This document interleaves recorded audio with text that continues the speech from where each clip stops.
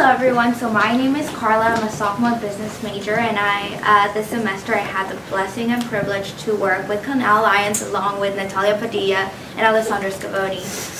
One of the things that really helped out during this semester was an analytical tool that Dr. Emily and Julia gave to me. It's critical consciousness. And I think that this tool goes beyond just my Dominican experience. It's something that I'm going to carry out throughout my entire life. This year, I also, along with working with Canal Alliance, I had the opportunity to go to the Border Patrol as an alternative spring break. When you work at Canal Alliance, you come in and you see that the people that we're helping at the food pantry is low-income, undocumented immigrants. And food insecurity is one of the biggest issues affecting specifically the undocumented community.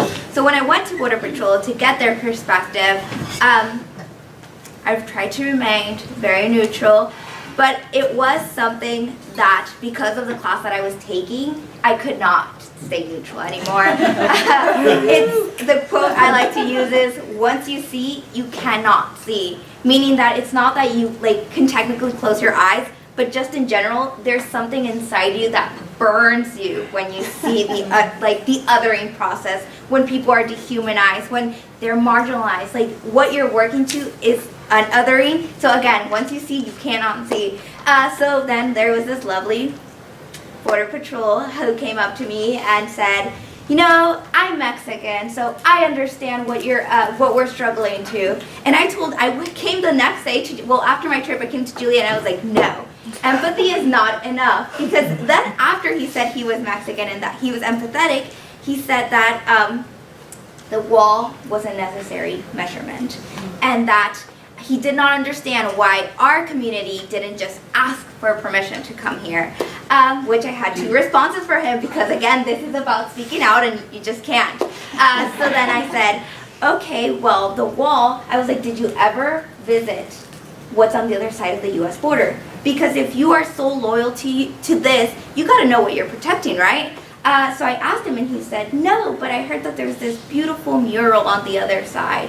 That's part of the othering process, where you don't care to see what's on the other side because you don't want to give them that human vibe, that human emotion. So for them, they'd rather see this plain wall on our side that we say it's a national park. And I was super proud that on my Tijuana side, there was games, there was music, it was so lively. Those are my unothering process.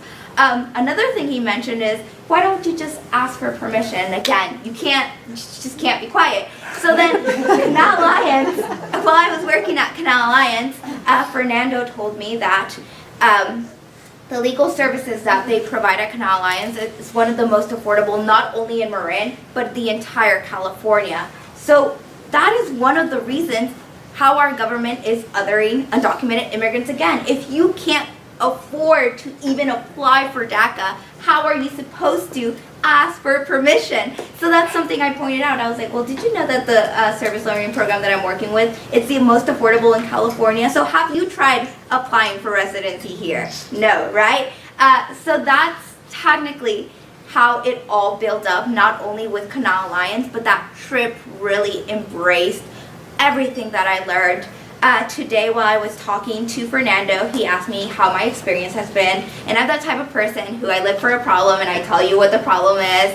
I mentioned how at Canal Alliance there was an issue with food inconsistency. So sometimes the families walk away with milk and vegetables and fruits and eggs, and sometimes they don't walk out with that milk, and there's nothing to replace that. So I came up to him and I was like, you know, it's been a wonderful experience, but sometimes the families don't get milk. So, you know, I talked to Florencia, which came into our class as well. She's at Health. Perfect. And she mentioned how she talked to the Marin, the San Francisco food bank that provides us with the food. And I was like, okay. And he asked me a great question. He said, well, you know, what would you do? So my first semester of sophomore year, I did service learning as well with my English professor. And it came to the point where you were asked, I wrote a paper on how service learning connected back to your major. So that's exactly what I did. I was like, well, as a business major, I can tell you that the way to do this is making the companies feel like they're doing something good. So you have to twist it a little.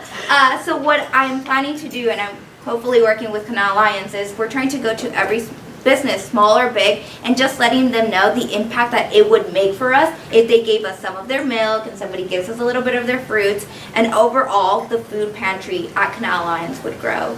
I'm also possibly working as a student leader next semester, and I confirmed that today because when I had to tell the volunteers that this was my last day, they were like, wait, what? Yeah, it was extremely sad. I can't let go. I don't know how I'm going to add the student leader to my schedule because I have like 3 jobs and like a full-time student, but I'll make it work.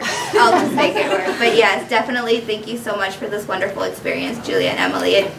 It really changed my life, and it didn't only change my life, but it gave me the knowledge to teach others what this othering and unothering process really means.